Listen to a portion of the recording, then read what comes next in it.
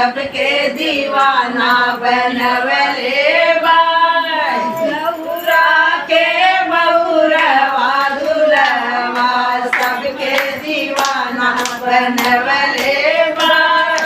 सबके दीवाना बनवले बाय।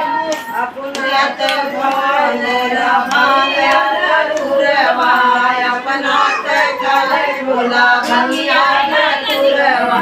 गौरा के बरवी मनवले बाय। गौरा के बरवी मनवले बाय। गौरा के बहुरवा दुल्हवा सबके दीवाना बनवले बाय। गौरा के बहुरवा दुल्हवा सबके दीवाना बनवले बाय।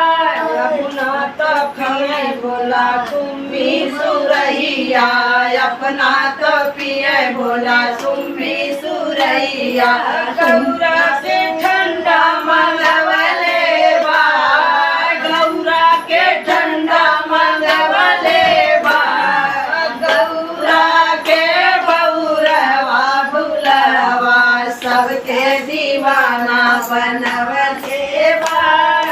गौरा के बहुरवा दुल्हवा सबके दीवाना बनवले बाय।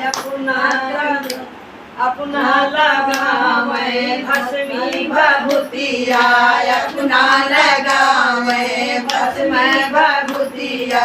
गौरा के पाउडर मंगवले बाय। गौरा के पाउडर मंगवले बाय। गौरा के बहुरवा दुल्हवा सबके दीवाना बनवले बाय।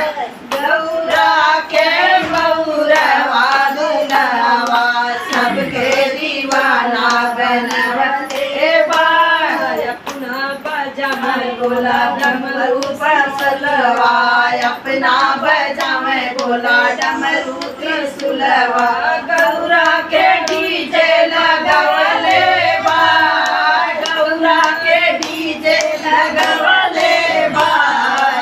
गौरा के बहुरवा दुल्हवा सबके दीवाना बनवले बाय। अपना तपैर बोला मिर्गा के चलवा अपना तपैर बोला मिर्गा के चलवा। गौरा के लहंगा मंगवले बाय। गौरा के लहंगा मंगवले बाय।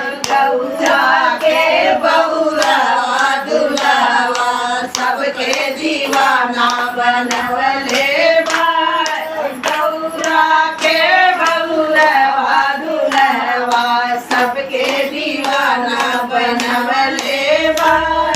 कैसा लगेगा शिव शंकर भजन आप लोग कमेंट में जरूर बताइएगा।